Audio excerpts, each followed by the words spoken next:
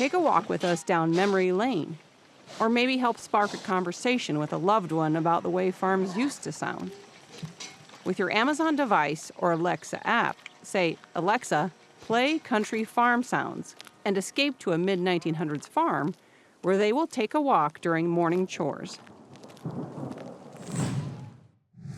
Hello and welcome inside the MTOM show studios at Iowa PBS. I'm Paul Yeager. Glad to have you here. We are having a repeat visitor, an author and farmer, former reporter. Can't shake the reporter bug. Beth Hoffman is back with us. Last year we talked to her about her book, Bet the Farm. She moved from the coast. She lived all over this country.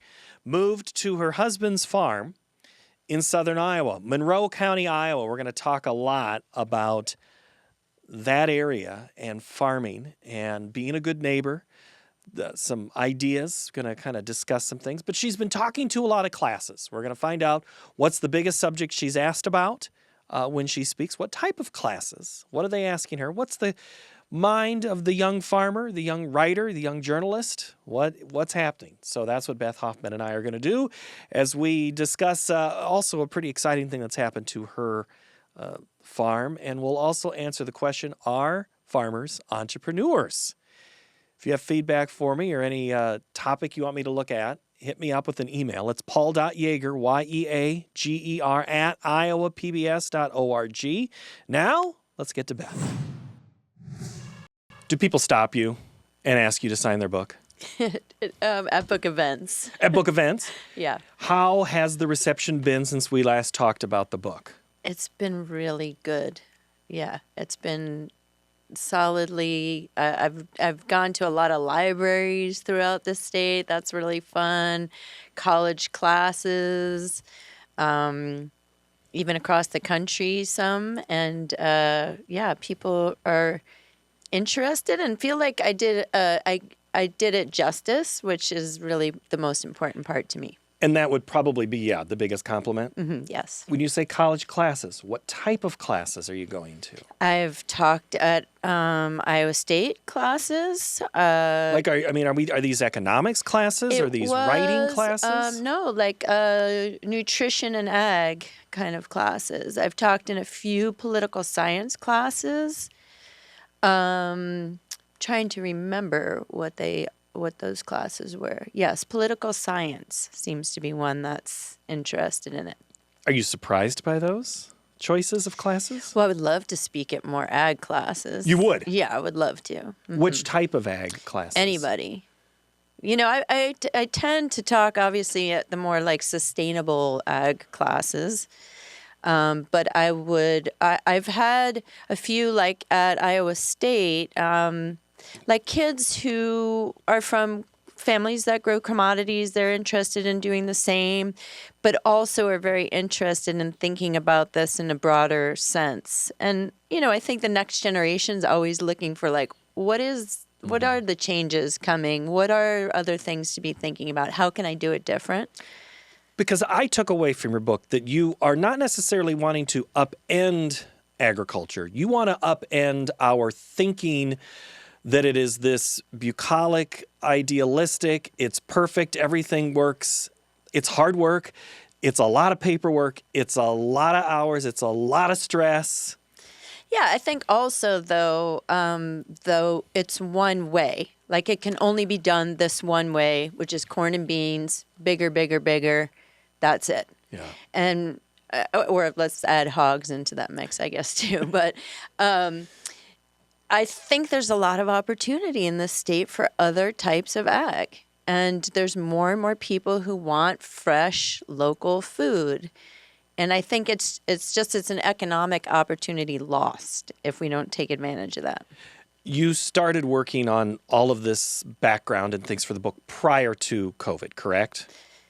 Well, I had been reporting on agriculture. You'd been reporting, when did you actually move to southern Iowa? 2019. Okay, so you moved pre-pandemic, yes. And then the seeds, like a good reporter, you're always thinking of, oh, that'd be an interesting story, or that would be a take. But now that we have another year removed from the heart of COVID, what did that do to upend our system maybe short term, that is still alive here in the longer term removal from it? It's a very good question. I wish I could say it's upended, but it certainly has not. I think that people got much more accustomed to ordering things online, to trying to shop at farms that are more local. There was more of a key to thinking about nutrition and health. Maybe we all kind of, got inspired at, like, I could make my own bread and I could eat more healthy or something at home, right? Grow my own vegetables in my own garden. Vegetables, yeah. And so now, if I'm not going to grow them at my own house, but maybe I can get them somewhere nearby, I think I think the online shopping is really the big change, is that people are much more accustomed to dealing with those logistics where before it seemed like a major hassle. Now even if you go to Hy-Vee or something, there's all these people walking around doing the shopping for somebody else, which I don't want that personally. I don't want them to pick my tomatoes for me, but we're much, as a general in society, we're much more comfortable with that. Right. Plenty of people are, though. Yeah. Otherwise, these food companies wouldn't have that option when you go into the grocery store to have that things. And I guess the reason I asked that question is, do you think that there was then an opportunity for us to think long term? Because, it's obvious when we're in the heart of something to say, yes, I'll bake bread, I'll grow vegetables. But 2 years out, you're like, you know what? Tomatoes are hard. Yeah. There's rot. There's mold. There's what do I do with chipmunks. all of them? What do I do with them all? I can't make that much salsa. Right. We quickly went away from, we really want to do our own food. Did you find that to be true? I don't think it's super, no, because I think there's also a movement where people are thinking a lot more as this concept of food as medicine and nutritional, what do they call that? Like prescriptions, right? Where you could get a food box instead of going to get a medicine at your pharmacy, right? That's like, those are things that are gaining momentum still, I think. Where people are putting together nutrition, what I eat impacts my body. You think we're thinking more about that today? I do. You do. What has given you in your personal experiences then on your farm that is solidifying that viewpoint? People find, I'm amazed at how much energy I put into marketing, and yet all the people who call us who just Googled looking for fresh food, looking for grass-finished beef particularly, because there's a lot of evidence about the nutritional differences. Yeah. And people just Googling. And so to me, that's like, and then telling us, oh, it's so hard to find somebody like you, where that's arguable because there are a lot of people doing what we do in the state. Maybe our SEO is set up better so that they could find us. But I think that's the evidence that people are just sitting down to Google, how do I eat better? What do I eat? Where do I find that? So it's on their mind. Mm-hmm. And they're going out to find certain things. And they might say, what's your customer base from? Do you have a miles from your location where they're at? People are driving. Like, we had somebody drive from, way west Iowa to go pick up the meat at the locker. People are calling from all over. And we'll organize to meet people somewhere, that kind of thing to deliver. But it's mostly around Des Moines. Are you shipping anything? Not yet. Do you want to? I don't know. It's a good question. Because that kind of takes away the whole freshness, even if you're shipping it from, say, your location to Sioux Falls. But it's meat. It's all frozen, deep freeze frozen. So even at the locker, Yeah. If you go pick it up, it's not like it's fresh. But I'm also terrible at mailing things. So the idea that I'd have to go to get things in the mail more often is scary. How are things on the farm this year? Things have been really good. It's always interesting because I I write things about, oh, things are so hectic and stuff. And then people who have been following us the whole time will say, look at how much you just accomplished in 5 years, which is true. It's an amazing amount of stuff. So this year, I guess some of the noteworthy things are we had a barn. We can talk more about this, but we had a barn from the 1880s that was in northern Iowa, taken down, moved to us, put back up, insulated, is a 2-bedroom barn house with a demonstration kitchen and an area for classes. So we're doing classes now, overnight stays. We also very notably found someone to work with us who moved here from Colorado. So that was a big part of the book. We have a young man also who's been working with us pretty steadily. So that's been incredibly exciting, is to have some ideas about a next generation and people who want to do their thing on our farm. Because that was part of the Bet the Farm book initially, was that transition. You wrote a lot of chapters about that farm transition. So do you feel that how's the transition going? So this is, I don't know if I gave you this phrase when I was here. Maybe it developed after. But, we do what we call regenerative agriculture. Lots of people using that term, but that's arguable what other people are doing in terms of it. But for us, that regeneration of the land, of the natural systems, it's also really interesting to think about that word in the middle, is those generations are in there, right? You've got to have this generationally set up. It doesn't matter if John and I plant 1,000 trees, walk away, die, and then someone plows them over. So, excuse me. So, yes, the next generation is something I'm completely obsessed about still. It's like... That hasn't waned? It hasn't waned. Because to me, one of the popular ways of approaching that is to put an easement onto the land and say this can only be food crops. This can only have this kind of agriculture on it, or these kind of development. To me, that's still kicking the can down the road and just handing it off to our kids and grandkids and saying, good luck finding someone to do this farming. So I think it has to come. Ideally, I still would love it to be that the farm is an entity that is running itself and has lots of people involved, and it's not just us making decisions. Frankly, a farm is no different than a business that goes through, that's a family business, family started business from one generation to the next. By the time you get to that second one, might still be able to embody, because they can remember when I was told by mom and dad. It's that third generation is where some wheels come off on a business. And the farm, I'm assuming, is, in your experience, you sound like you're afraid that could happen. Well, John's a 5th generation, so the wheels have arguably come off and been put back on and are still rolling down the road. We got through the 80s. That is a very notable thing that happened, actually, is Leroy passed away last January, almost a year ago. So that has added a lot of complexity, actually, to the situation. Things were not as we had thought exactly. So there's family things to deal with there.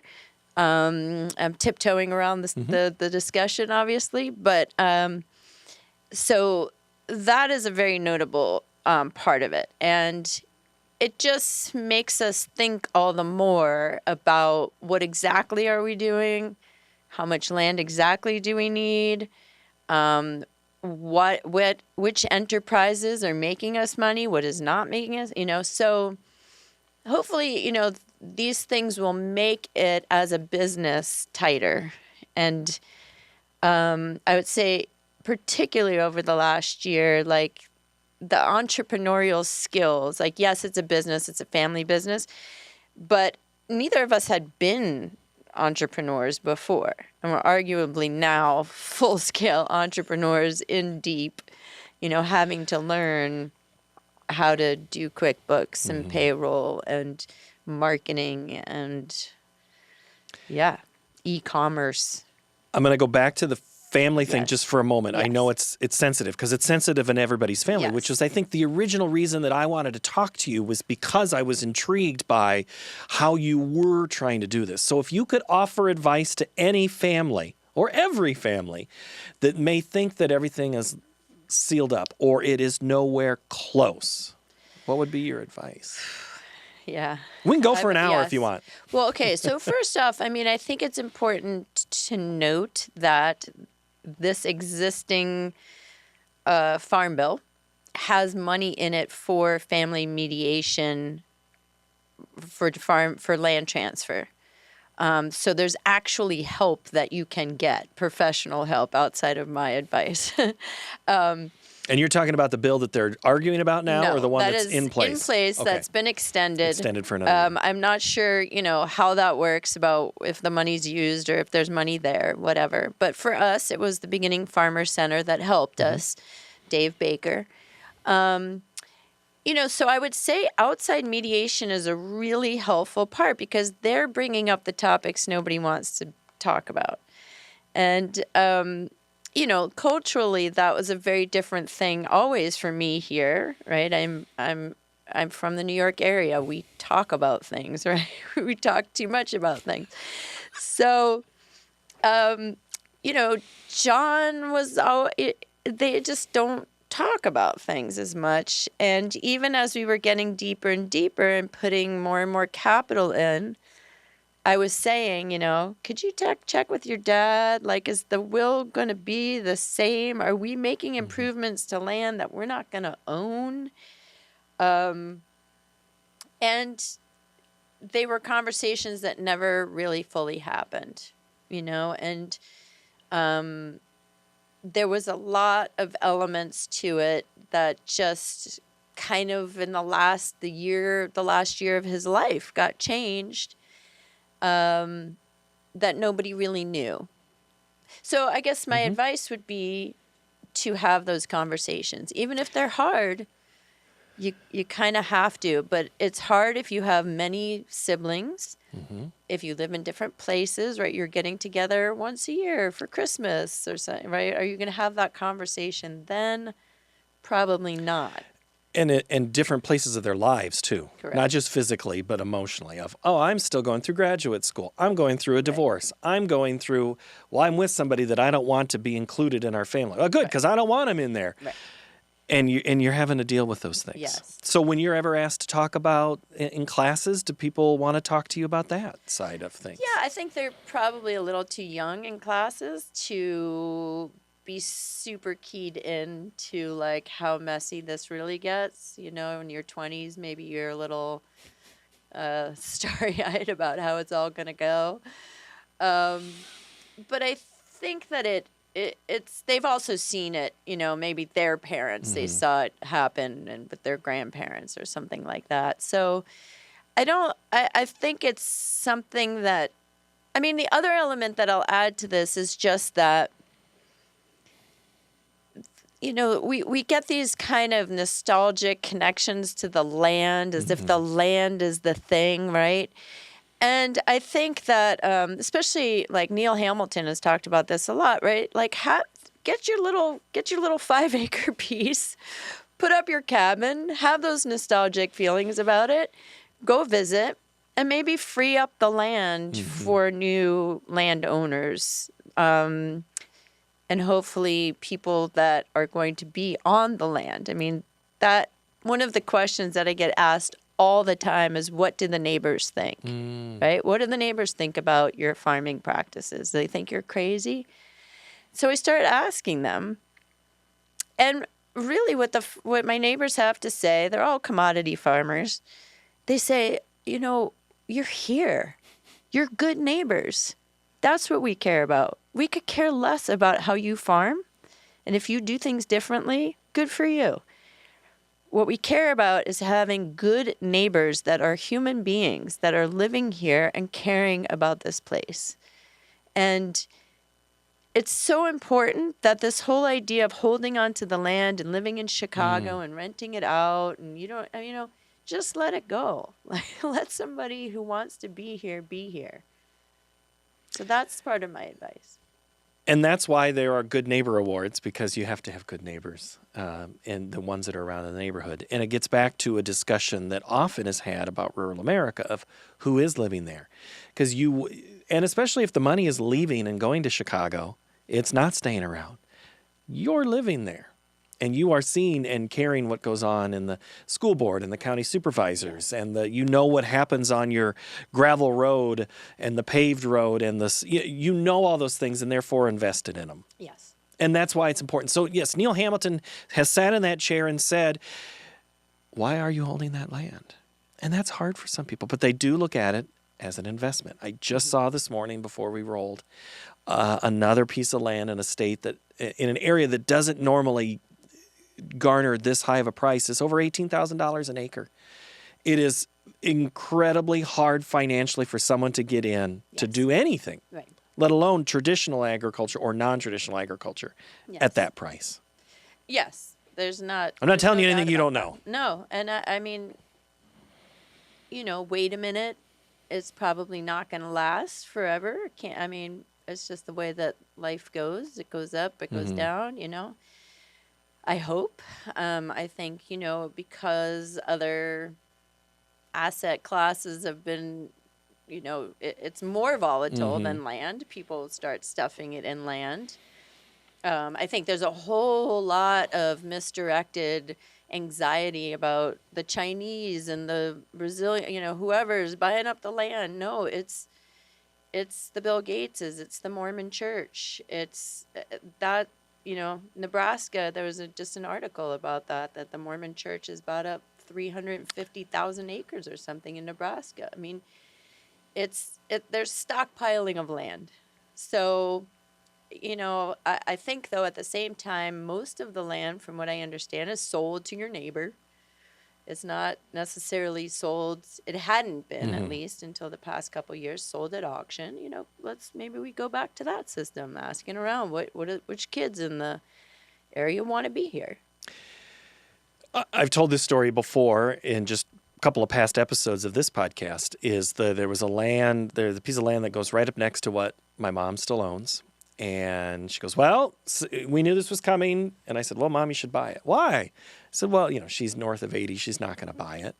But she said I told her, because I found out who the three buyers were in the end, and they were all within 5 to 6 miles of where that land was owned. So that was great. That was considered, I think, a good thing. The guy who ended up getting it is just down the road. So there you go. That would work. But I know that's not the case everywhere. In Buchanan County, again, same county where I'm at, they too are one of those counties that the Mormons are buying a lot of land. And that was of news to me, that I didn't realize that specific group was happening. We have a lot of Amish on the north side. And she told me, and I think there's some Amish somewhat close to some of your area, that their business is booming. Their type of agriculture is booming. I will never get an Amish person in here to record with cameras and things like that, but I just have to go off anecdotes. Are you finding the same thing in your area? I don't know about the business booming.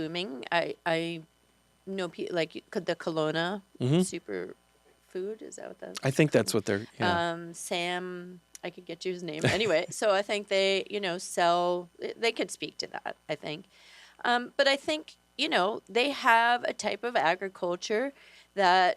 Yes, people would look at that and say, "Oh, that's old timey, and I'm not gonna plow with horses or whatever." But the point of probably why they are making so much money is the lack of inputs, right? You just don't have the kinds of costs of huge combines and inputs. I mean, really, period, the end. That's why you end up with more cash in your pocket, even if your yields are lower. You didn't spend as much money on the front end. Correct. Yeah. Yeah. No, that's an excellent point. The horse is cheaper than that ridiculous size piece of, iron that goes in there. Yes. Okay. So biggest question, you said you had one big question. What's another question you get asked when you're speaking? Is there a question you like, or you want students to ask you more? No. You're good. You've been writing still. Yeah. I call it a Substack. Is that one of the outlets you're using right now? Yes. So Substack is sort of the brand name of the blog owner format. Yeah. So I write with the Iowa Writers Collaborative. I'm one of the writers on that.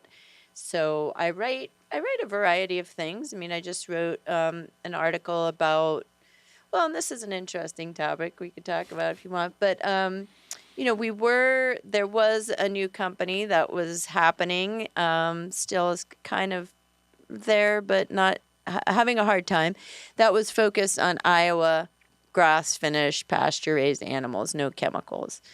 And so that was a great wholesale option for us because we're taking all the time and energy to raise them in this specific way. And people want that specific product. And so it was a great outlet.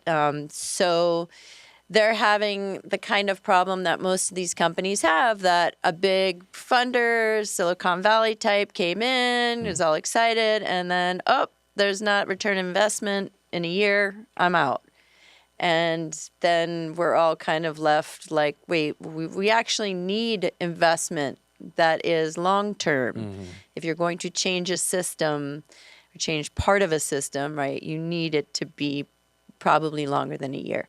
So that's been very difficult to deal with. And we ended up finding a different wholesale option, meaning many cattle went at once, to someone who runs a company in Utah and has a specific, grass finished kind of thing. But the animals had to travel, and then you get into all of these issues that lots of cattle people deal with, is like, when do you get paid for them? Who's got ownership of these animals in this interim between them leaving my farm and slaughter?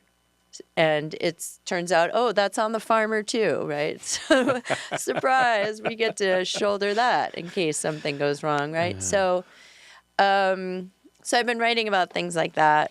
I've also been doing a series that, as I've been calling farm meditations, that are just kind of using experiences on the farm to think about life in different ways. So not really for farmers or people on farm, but just reflecting. There's plenty of people who like to reflect around the farm. It's just not the traditional way we think of the farmer. Do you think, has your view of who a typical farmer is changed in the last year? Yeah. I mean, there's certainly a lot more women out there than get credit for it. I was just having lunch with someone who was talking about how, the farm had been handed down man to man to man, and then his parents got divorced and his mom got half of the farm. And he said, but she had worked her tail off. She was the one who was arguably doing more on the farm than the man. But is she considered a farmer? No, she's considered a farmer's wife, right? And so the farmer is the one who, I don't know, drives the biggest machinery. That's the person who's, so it also brings up this really fascinating discussion about who is a farmer, where I see so many farmers kind of pitted at each other about, are you a real farmer? No, I'm not. And then people are like, I'm just a hobby farmer. And well, what does that mean? And, is the person with their hands in the dirt the farmer? Is the person driving the machinery a farmer? What, do you have to have a certain amount of acreage? Certain kinds of crops. Person doing all of the book work, selling the grain, buying the inputs, and all of that stuff. Are they the ones? Right. Is the other person a laborer? Right. Or manager?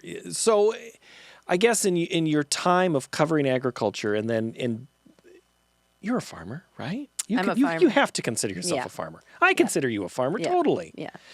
I considered myself a farmer. I wrote a piece of this when I was left on the farm and I was there moving cattle from one paddock to the next, and they got out.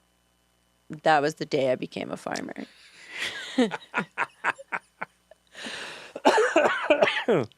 That's true. And it never happens at an ideal time. No, it's never. What's the ideal time? Exactly, yeah. 3 p.m? Right. No, I have to go to my second job at 3 p.m. No, that doesn't work. Right. We're gone. We actually went somewhere. We're delivering meat to somebody in Council Bluffs. We had this beautiful time last summer. It was maybe 6, 7 at night, and a neighbor kid drove up and he said, somebody called. There's some bulls out. And I was like, bulls? The bulls are... And he said, yeah, one of them's white. And I was like, oh, no. And they were out like a mile from the house in a creek bed surrounded by poison ivy, you know.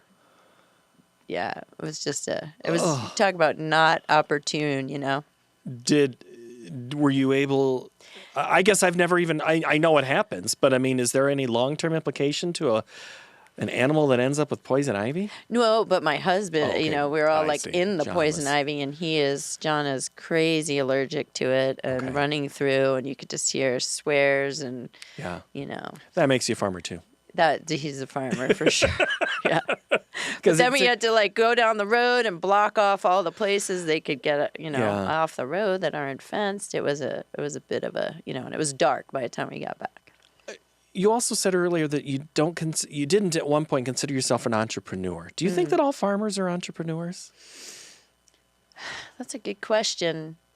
I mean, I guess probably all people are. I couldn't really speak to the experience of row cropping and commodity sales because you're kind of, it's a small business too, where you're putting, you know, getting your seeds and setting things up and then having to get it to market. But it's just the amount of that sort of work for anyone doing anything outside of that norm in Iowa. You know, there's just an excessive amount of details to deal with. But I think anybody who's trying to find nooks and crannies to make nickels and dimes, Yes. that to me is an entrepreneurial Yes. spirit because the traditional way isn't working. Yes. So to me, I think of it that way. So I think you can add that to the resume too. Yeah. Well, and I think everybody's doing that. I mean, I think that's part of that kind of question of what do your neighbors think? I mean, I think at this point, nobody thinks that, you know, just commodity, like you've just got to do it in this way and you're going to, or otherwise you're crazy. No, I think everybody's always trying something different and seeing what you can do to make a nickel and dime. But I think go back to the neighbors. There are neighbors who will look at, not necessarily you, but the you in general of, what are they doing over there? Why aren't they able to just No, because we figured out that this pencils out for us, or we think it might, and we're going to try it. Yeah. And we have a little more passion to this, to do it. Because do you think that all farmers have passion about their job? No, I mean, no job. Everybody has passion, right?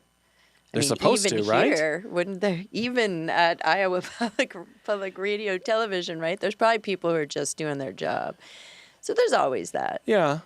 But I suppose. yeah. But I always think of the farmer loves what they do.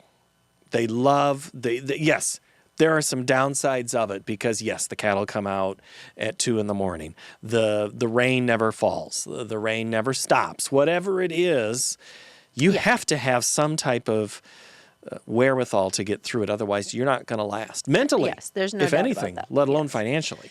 There's no doubt about that. Yeah. The barn and the residents that the moving this thing. So where in northern Iowa? Because to me, that's an entrepreneurial thing that you're doing. Also a little educational too. It was Onslow, Iowa, which I don't know where that is. It was gotten through a company called Barn Savers. So they take down barns. And then you kind of have to have somebody who knows how to put it back up because it comes like Lincoln logs in on a semi with tags B2, and you got to know what B2 goes to. So then the guy who put the timber frames together, he came, and then you have to stand them up with the crane and then, you know, attach the whole thing, which was a bit harrowing. It doesn't look harrowing on the video, but there's a video online I can send you. And then basically, if you want to have that barn on the interior, you have to build a barn around your barn to have insulation in between the two. Sure. So where we went from like, oh, might be cost effective to buy this old barn, then yeah, it wasn't very cost It wasn't? No. Oh. It was an enormous kind of money pit, but it's beautiful. It's a really beautiful building. And I can stay there? Yes, you can stay there. Our website is just iowa-farm.com. And so we're getting the e-commerce as we speak is being kind of figured out. So we have to get that all set up. It'll be on Airbnb at some point. And then we are running classes. So I'm running writing classes. One of them being kind of writing and meditation, just having a quiet space for writing, going out on the farm. And then another one is when we're going to have baby goats in the spring. And you've not had baby goats before? We have. You have? Yes. So we kid in the spring. Okay. So, but there'll be a writing experience around that. Ah. And then John is teaching cooking classes. And we're having a Robbie Burns cooking event with a small party and also St. Patrick's Day. And he also teaches sausage making. And is he doing all of these in the house, backyard, or are some of these online too? These will all be in that barn. Okay. So it has kind of a teaching kitchen in it. So in the sense of you are bettering your community. Yes. Because it could be easily just to treat this as a studio. Mm-hmm. And you record it, ship it somewhere, or stream it somewhere. But you are absolutely being good neighbors about trying to better your community. Do you feel that way? I feel very much that way, especially because if you think about, where people, if in Des Moines, you think about, okay, I want to have a nice experience in Iowa. Where am I going to go? You don't think Monroe County right now. And I don't know why, because where we live is an extraordinarily beautiful place. And in this state, people come all the time and they're like, this is Iowa? I mean, it's full of trees. It's rolling hills. Of course, cattle and pasture land and goats. And, it's a very idyllic, beautiful area. So I would love to see a lot more tourism to the whole area, not just us. I think it could be the whole county should have more people coming. I guess make your pitch then. Why or how that happens, because that's not the typical. That's not the area with the person with the animal with two ears, or there's no roller coaster there. I mean, that's a tourism spot, not a farm in Monroe County, Iowa. City people love coming out to the farm. I mean, don't you want to go to a farm and hang out? Yeah. Go walk around? I do, but Yes. I can't always convince everybody else to come with me. Oh, well, they should come to our place then. And what's a good experience? I mean, what do you hope? Yeah. Who is a target then? If city people are reluctant. I think, well, I don't think city people are reluctant. I've lived in a lot of cities, and cities that are considered to have the best quality of life are places that have outdoor experiences nearby or right nearby. We're an hour from the city. It's a great day out. Mm-hmm. Come out, do a hike, maybe cross-country ski if we ever have snow again, and then come in, make sausage in a class, have dinner with a bunch of really interesting people you've never met before, and go back to the city. What if this farm was an hour outside of San Francisco? Who would be your target then? Oh, well, we just have a lot more competition of cool farms to go. Because there are cool farms there like that. Yeah. Same thing, put it in New York. I mean, upstate, Same. that's what, you think that's how upstate Yes. New York can... The whole Hudson Valley. Where do Yeah. people want to farm? They want to farm in the Hudson Valley. They want to farm in Sonoma County, right? Because people have done this work to set up farms, to set up tourism, where it's a very active, vibrant place to be.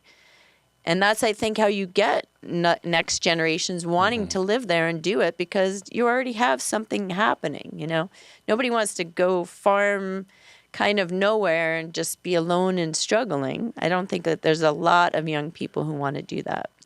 we're coming into the political season of sorts, and there's always this discussion about, well, how are we going to repopulate or put people back in on farms or in rural areas and maybe spread out some of this larger city concentration of people?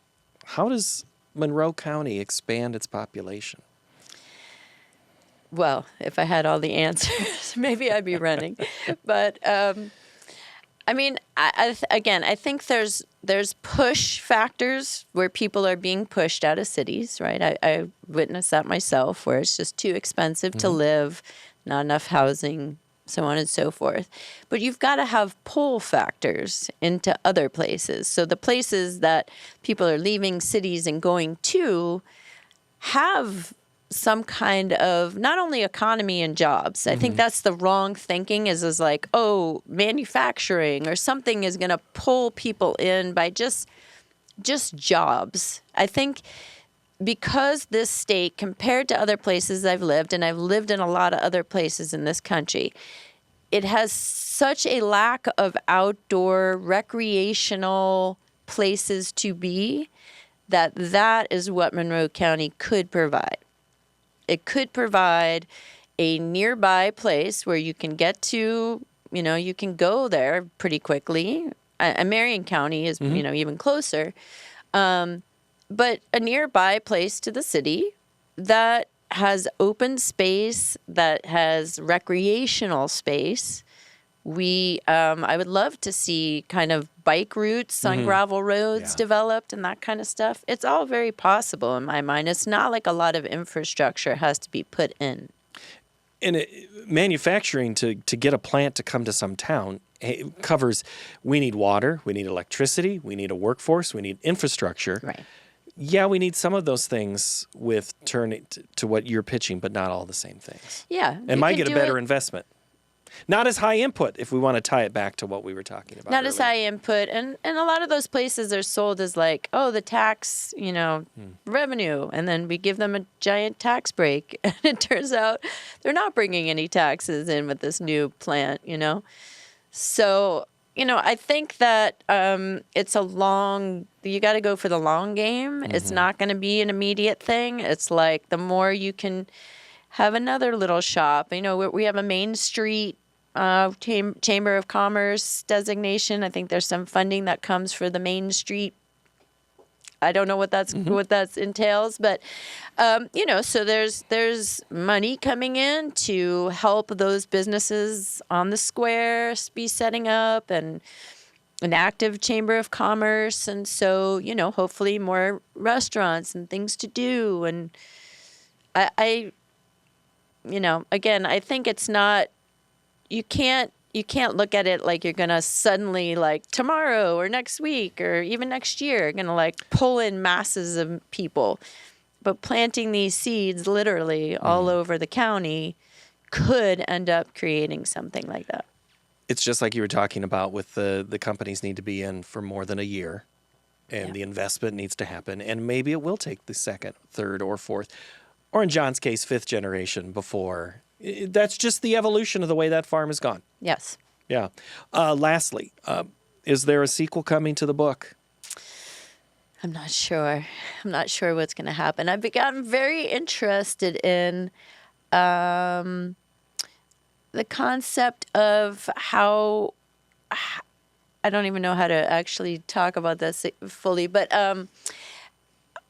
the industry around feeding the hungry, quote unquote, and our lack of raising the minimum wage or things like that, the lack of investment in that side and the focus of the money going in places that I don't fully understand. So it feels like a very good investigative piece to me. You just can't shake it.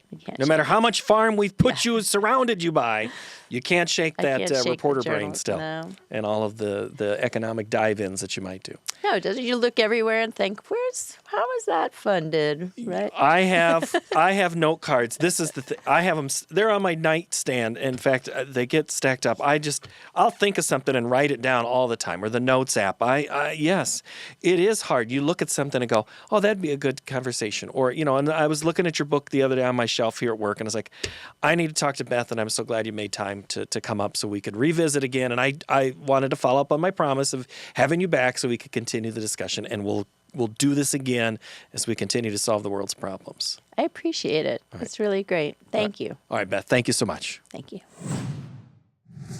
My thanks to Beth. And again, you can find her website, iowa-farm.com. Find out what they're up to, read some of her writings, and maybe book a stay in the barn on the farm. Sound fun?